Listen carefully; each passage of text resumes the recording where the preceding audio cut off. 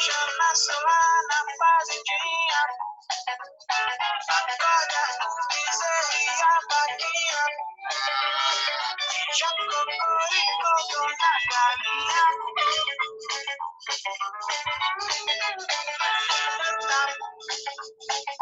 Cavalinho já pulou na cama.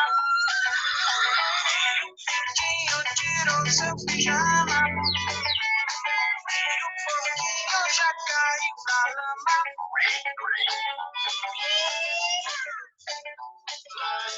Na fazendinha, deixa que e vem pra cá, que o sol raiou e agora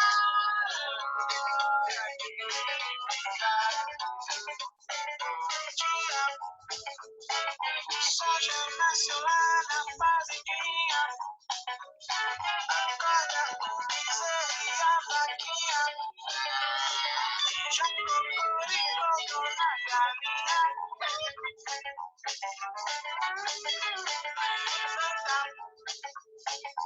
Cavalinho já pulou na cama. O pintinho tirou seu pijama. E o porquinho já caiu na lama.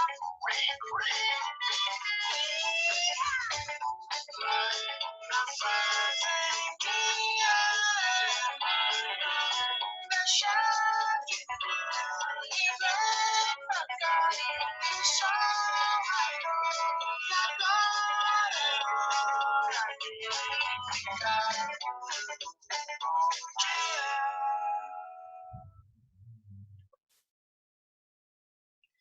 Bom dia. Esperando o pessoal entrar, né? Aquela nossa canção maravilhosa.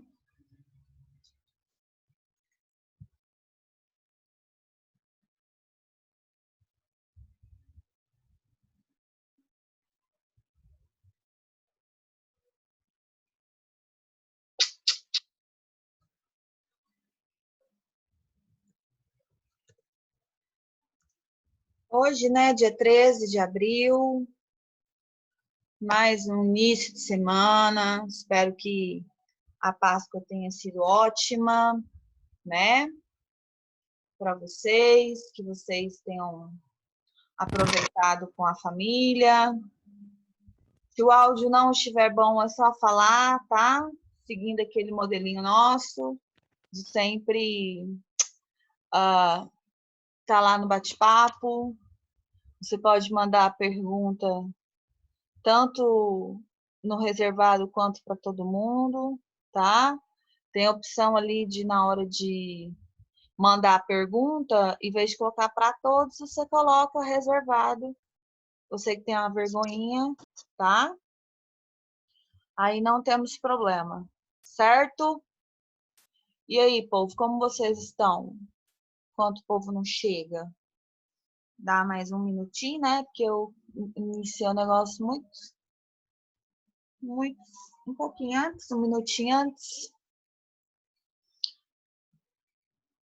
Que no bate-papo estão perguntando sobre as atividades. Olha, semana passada eu não passei atividade alguma para vocês, né? Não passei tarefa para vocês.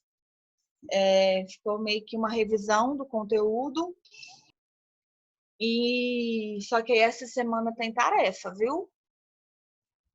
A dica é, por exemplo, se eu tô segunda-feira passando uma atividade, vocês já nessa semana fazem um corre aí de fazer essa atividade, tá?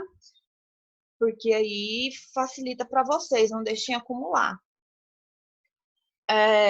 O que mandaram a pergunta aqui para mim, se há previsão do retorno das aulas normais, convencionais, né? Por enquanto não, estamos aguardando só o senhor governador aí, a gente segue lei, né? A gente segue decreto. Então, se ele liberar, nós voltaremos. Gente, se eu remover alguém sem querer, vocês não ficam tristes não, tá? Não acho que é perseguição, não. Às vezes é o problema da tecnologia. Problema de tecnologia, né? Aí eu vou admitir, é porque assim, aqui tá no meu programa, eu atualizei, eu tenho que admitir nome por nome que entra na sala de reunião. E outro dia eu fiz foi tirar aluno em vez de admitir. Então, tomem cuidado, tá?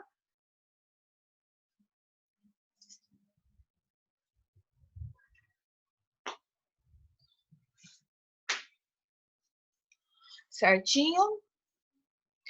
Bora lá então, né, gente? Eu trouxe para vocês a continuação daquele conteúdo de manifesto, tá?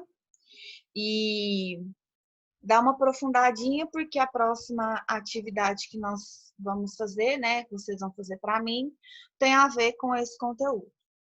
Então, só para lembrar, característica peculiar do manifesto, né? É um texto de natureza argumentativa, expositiva, persuasiva, ou seja, eu tenho que convencer. E aí eu trouxe um videozinho de um manifesto que alguns alunos fizeram para vocês darem uma olhadinha. É um manifesto animado. Então, como ele é animado, ele conta com recursos que não são só o texto escrito. Então, tem o texto escrito e tem uma série de recursos aí modernos que vocês vão ver, tá? Na hora da construção desse manifesto online. Ele está no YouTube e eu trouxe para vocês verem. Nos grupos, antes da aula, eu passei para vocês um documento que lá também tem um manifesto, tem 2 manifestos, na verdade, mas o manifesto 2 é o que mais me interessa, tá? É um dos melhores manifestos que eu já vi, assim, escritos, que dá para você compreender claramente o conceito de manifesto. Beleza? Então, bora aqui. Então, sobre o manifesto, eu preciso lembrar disso, da característica persuasiva dele e da natureza argumentativa. Para convencer, eu tenho que ter argumentos, tá? E esse é um videozinho rapidinho.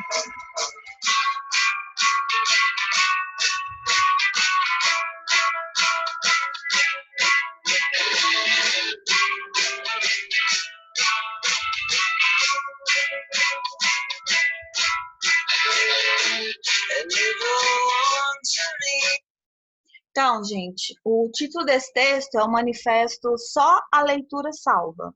E esse manifesto surgiu de uma média muito baixa de que o brasileiro lê 1,3 livros em média por ano, que a gente sabe que ainda é menos que isso, né?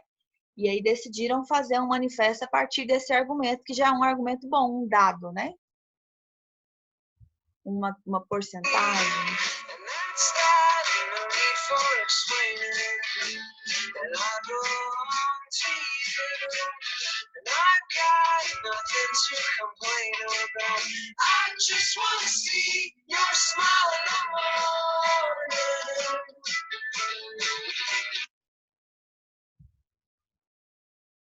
Opa, problemas.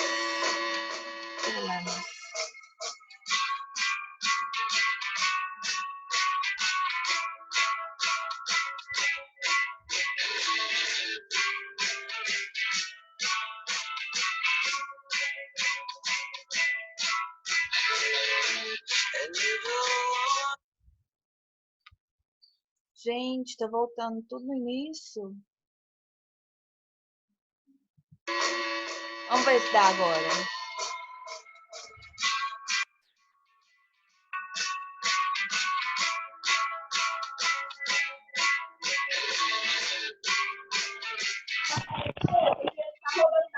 Desbloqueou o aplicativo.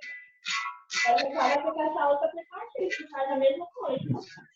Eles não usam o YouTube, é tão fácil, velho. É literalmente um botão, você já tá transmitindo.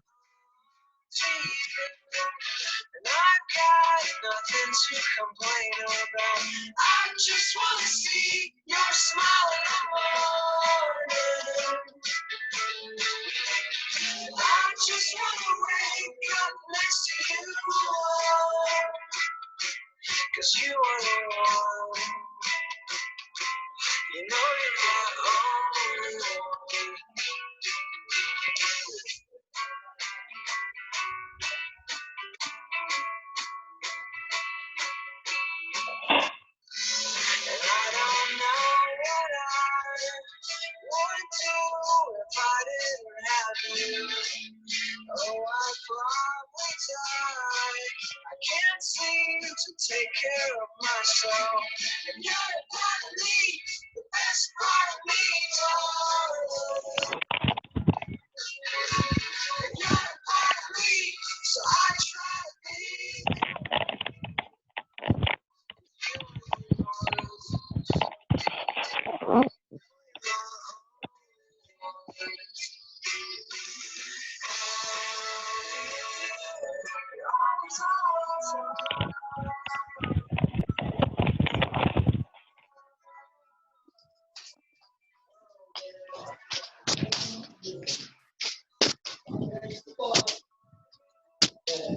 Também tá na mesa.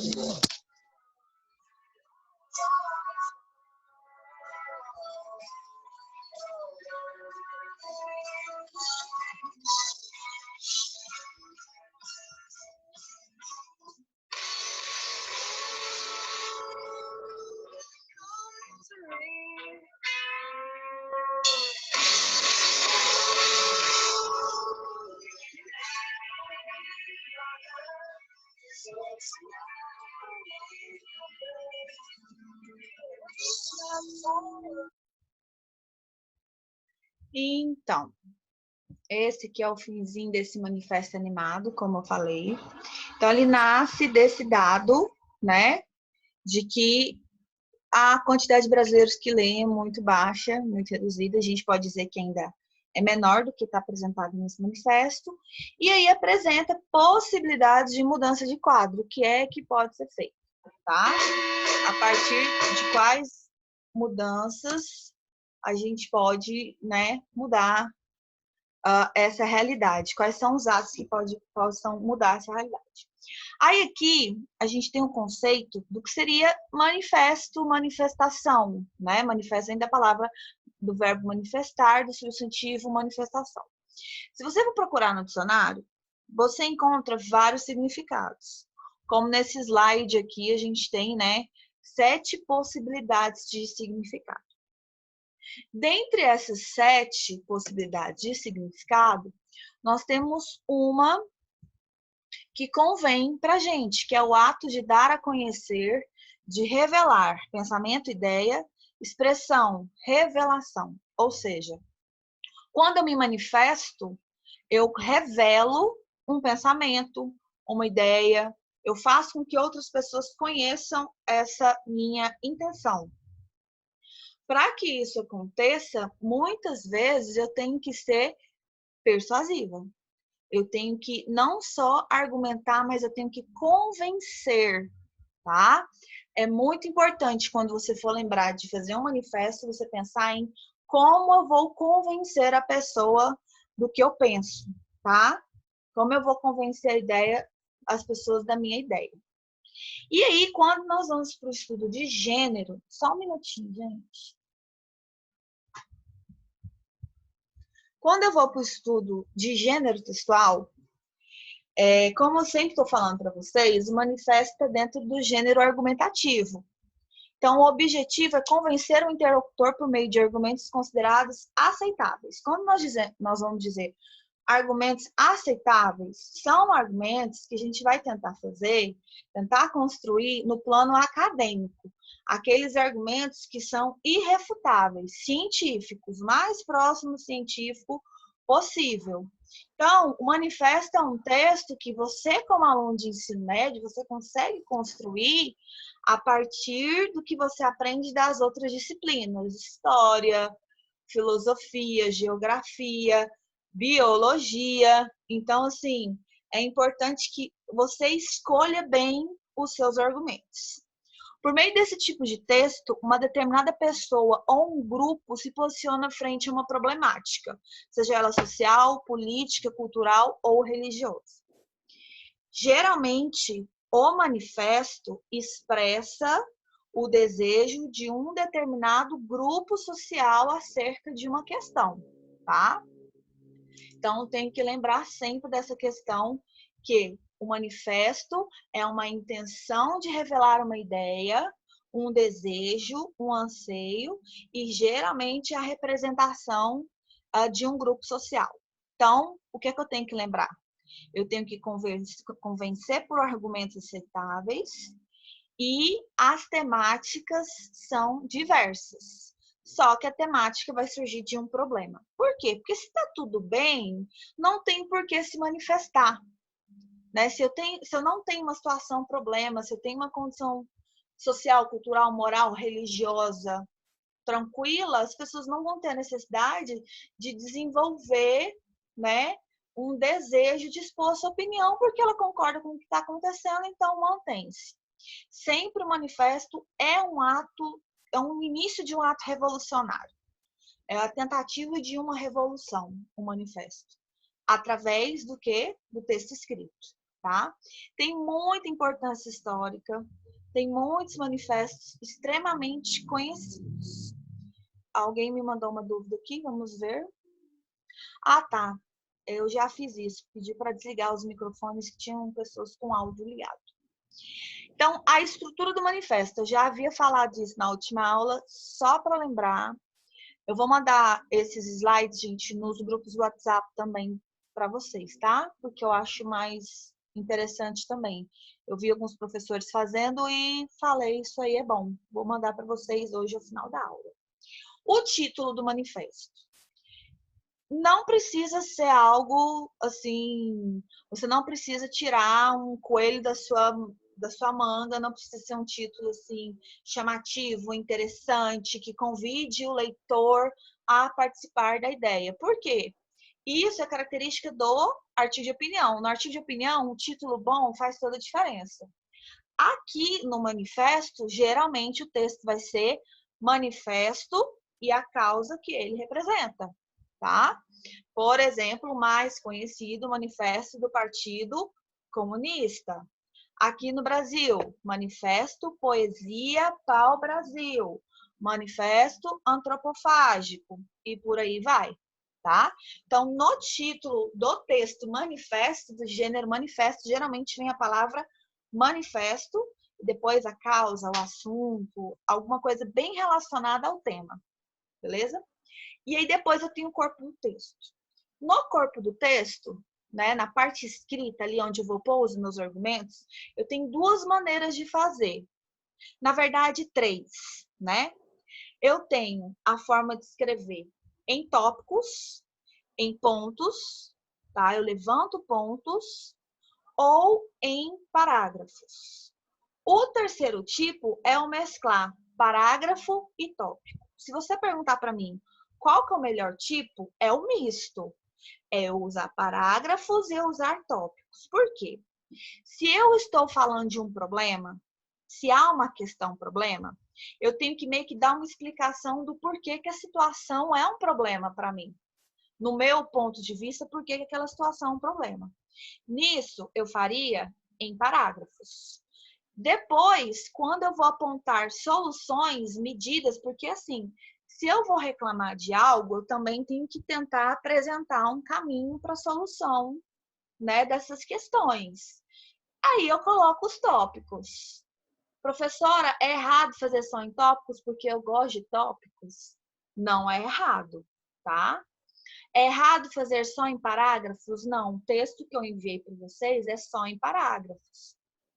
No vestibular, como eu posso fazer? Das três formas que eu falei. Em tópicos, em parágrafos ou mesclar. Eu indicaria você mesclar, tá? É um texto de natureza argumentativa. Então, nesse corpo do texto, eu tenho que ter, no mínimo, 3 parágrafos ou 3 tópicos, tá? 3 tópicos bem trabalhados. Por fim, eu coloco local e data que nem na carta. Só que na carta eu começo por local e data. No manifesto, eu termino com local e data. É como se o meu manifesto fosse resultado, por exemplo, de uma reunião, de uma convenção. Um grupo se juntou para discutir aquele assunto naquele dia. Então, eu tenho que marcar a data. Tem que ser uma coisa temporal. Porque o manifesto tem uma natureza histórica muito importante. Tá? E aí, por fim, então, eu coloco local, vírgula, data. E, por fim, eu escrevo a palavra assinaturas. 2 pontos, acabou meu texto. Eu assino o manifesto? Não, você não assina o manifesto. Beleza? Então, esse slide aqui é o slide que representa a estrutura do manifesto para você não zerar nenhuma avaliação, nenhuma prova, porque em vários vestibulares eles cobram manifesto, tá? Inclusive, a proposta que está sendo enviada para os senhores é uma proposta da Unicamp. Pegou muita gente desprevenida, que nunca tinha estudado a estrutura do manifesto. Estudou o manifesto? Estudou o manifesto, porque não tem como você passar pelo ensino médio sem ter trabalhado 2 tipos de manifesto, sem conhecer 2 manifestos. Na sua aula de filosofia, história e sociologia, o manifesto do Partido Comunista, e na sua aula de literatura, o manifesto antropófago. Não tem como. Ou o manifesto para o Brasil, tá? E nas aulas de artes visuais, a gente também tem uma série de manifestos, tá? Então, assim, algum manifesto tem que ter passado na sua trajetória intelectual do ensino médio. E aí, dessa vez, nesse vestibular, eles pediram como produção de texto um manifesto. Muita gente se perdeu, porque tem essa estrutura, né? A gente tem que lembrar que tem essa característica desse local e dessa data no final do texto e da palavra assinaturas no final também. Beleza? Se for tendo alguma dúvida, gente, não se esqueçam, tá? É só enviar no chat. Aí aqui, né, como eu havia falado, temos alguns dos manifestos que são extremamente conhecidos, extremamente estudados.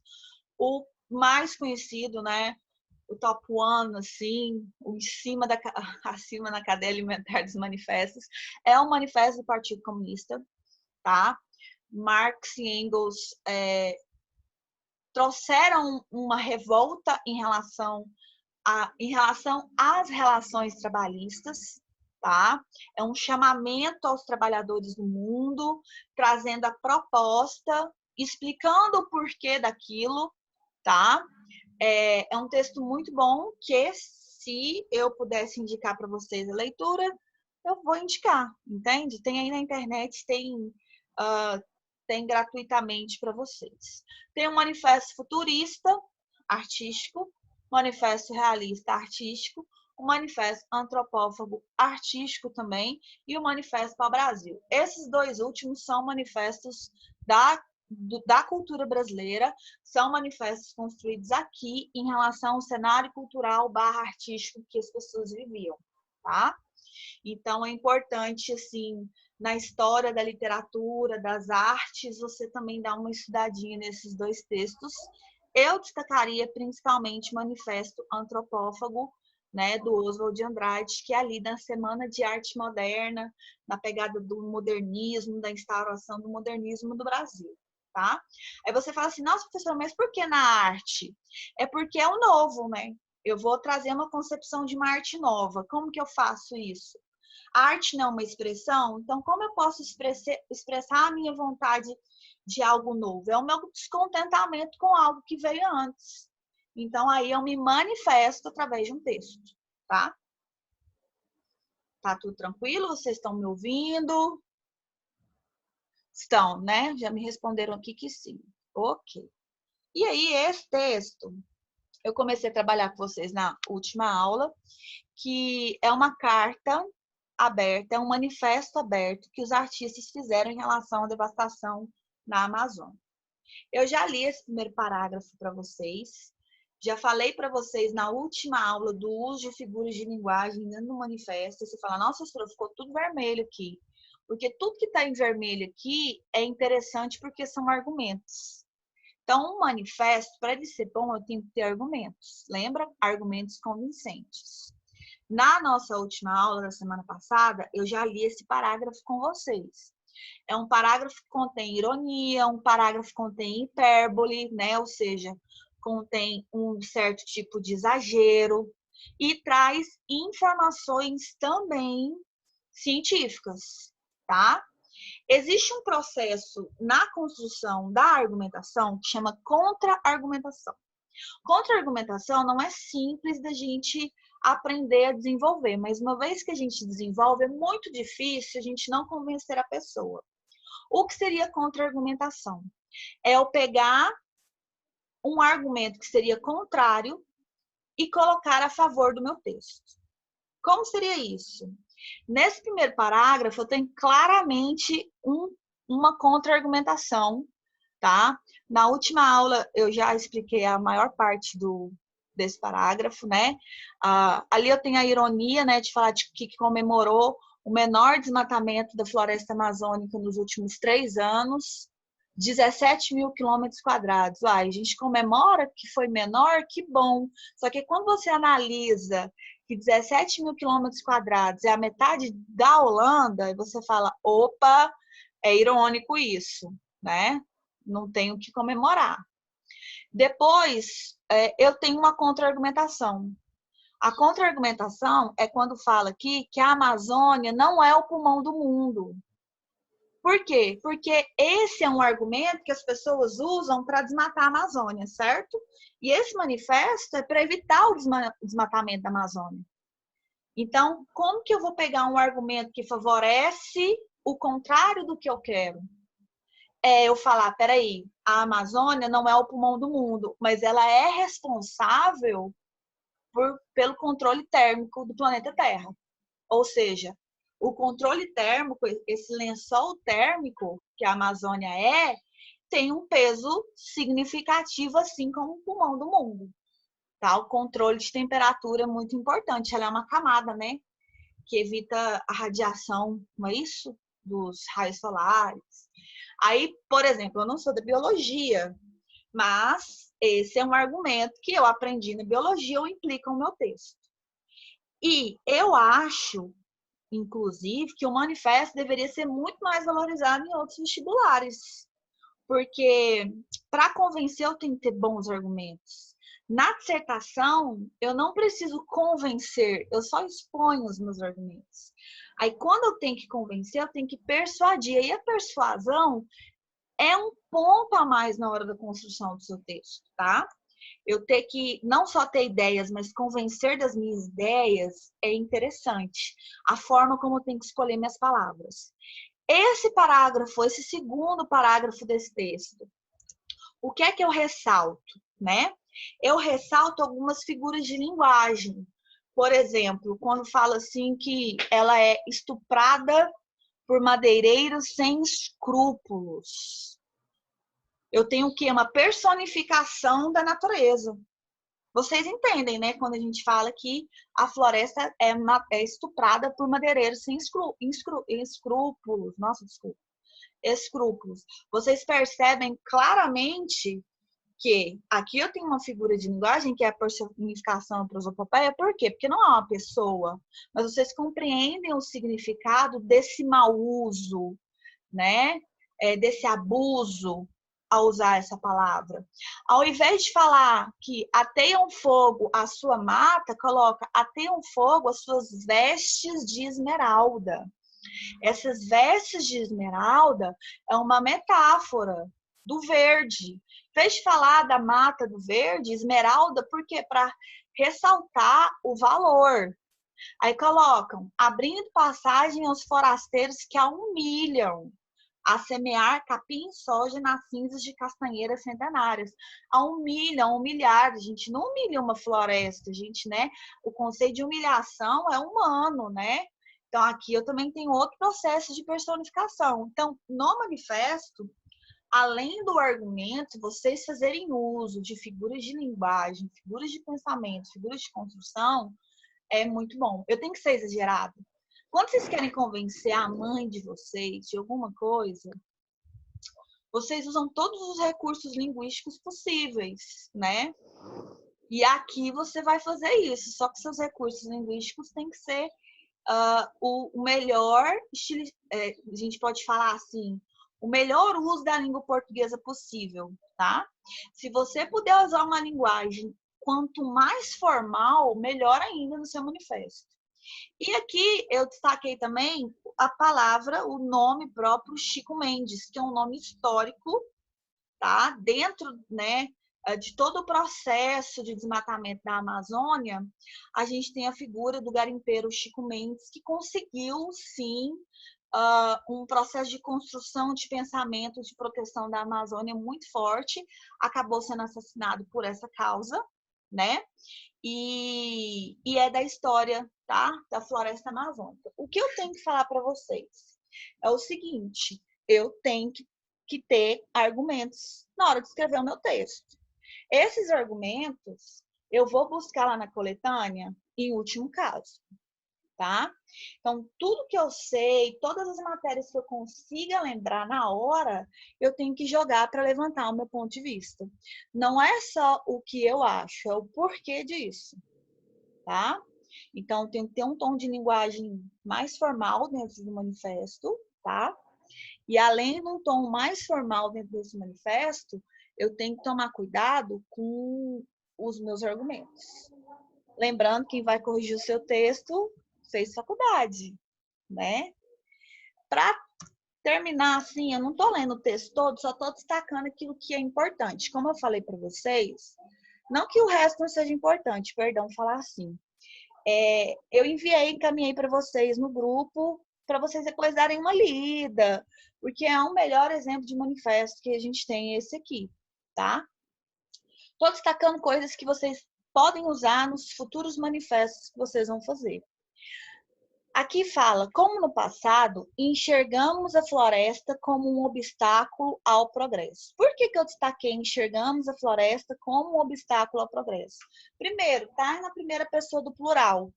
É algo que eu posso / devo fazer em um manifesto.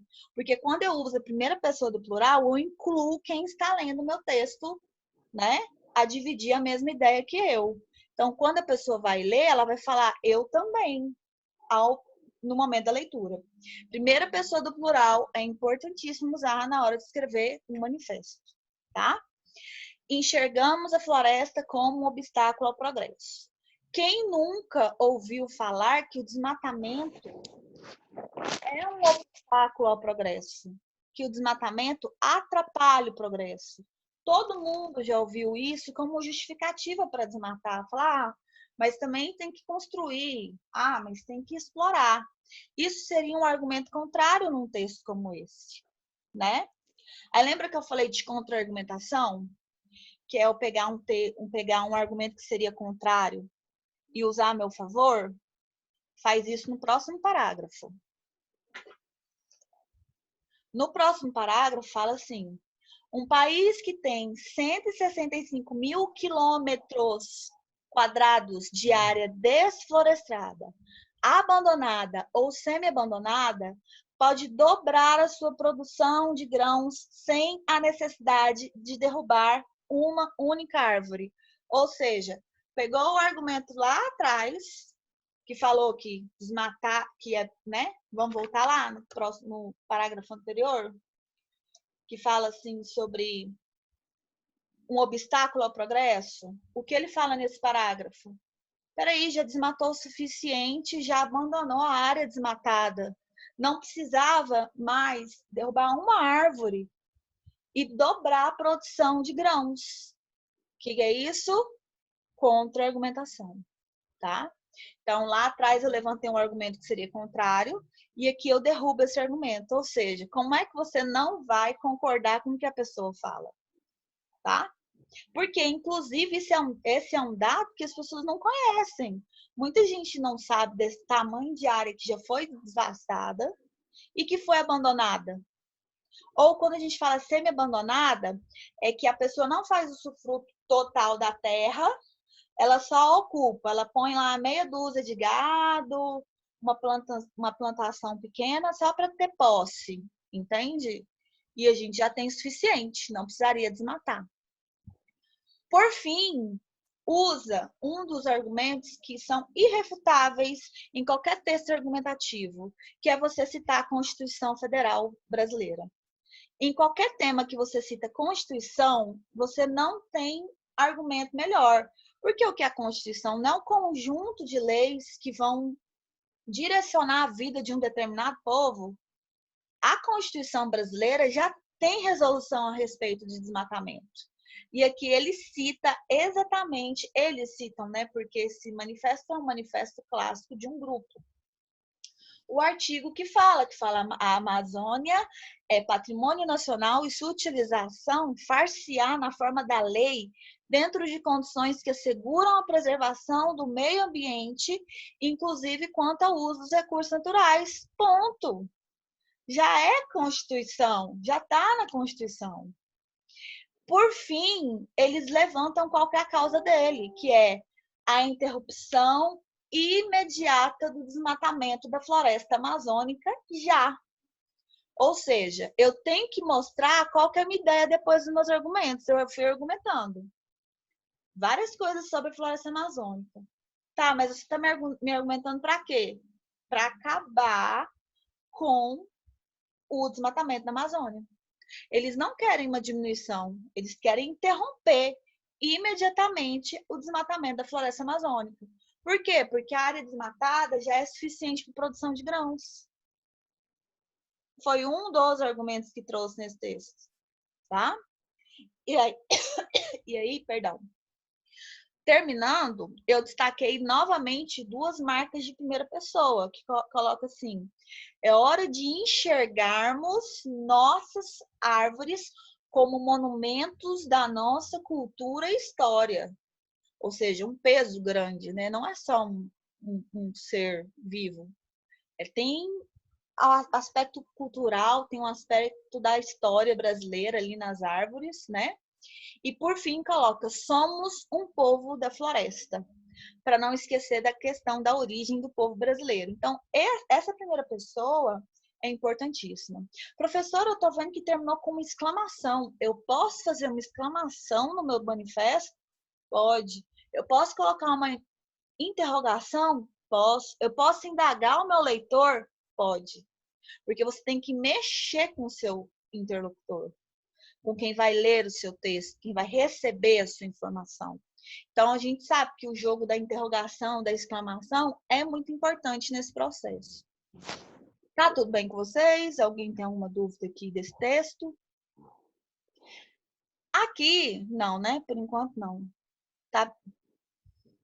Mandou aqui um negócio? Tá beleza? Tá bom, então. Tá beleza, tá beleza. Aqui é a capa do manifesto do Partido Comunista, né? Só para vocês verem como que era. Ele tem um caráter totalmente sindical, né? Na época lá, os trabalhadores se juntaram contra os patrões. Então, características assim, gente, é bem por alto, porque se eu fosse falar do Manifesto do Partido Comunista, seriam várias aulas sobre isso. E o que interessa eu lembrar desse texto no processo de redação. Ele tinha o caráter panfletário, ou seja, ser um texto, sim, um texto curto para que fosse entregue entre os trabalhadores. Hoje você encontra livros do Manifesto do Partido Comunista. Por quê? Porque ali há uma abrangência do texto original, tá? É um projeto sociopolítico explícito e organizado por uma perspectiva de classe, ou seja, o grupo social dos trabalhadores. Trabalhadores do mundo univos. E aí a gente tem o destaque ao protagonismo do proletariado nesse texto, né, do conjunto dos trabalhadores, e dispõe das referências teórico-metodológicas do materialismo histórico de Karl Marx. Então, é um texto que trouxe isso, trouxe essa luz, esse pensamento, né, que até então não tinha, que nasceu do quê? De uma revolta. Uma revolta em relação ao quê? À luta de classes, tá? Então, você entender essa natureza. Por que se escreveu? Por causa disso. A luta de classes que mantém-se a história da humanidade, a história da luta de classes. Beleza? Alguém tem alguma dúvida? Se tiver, perguntem aí para mim. Não? Tá tranquilo? Tá? Nossa aula está acabando. Aqui temos uma pergunta. Tem gente que colocou que tá tranquilo. Então, lembrando, gente, o manifesto é para convencer, beleza? Convencer através de argumentos. Os melhores argumentos que você tiver para poder argumentar, argumentos para argumentar isso, né? Para convencer e para persuadir, vocês usam. Tranquilo? Um beijo, tá? Grande para vocês.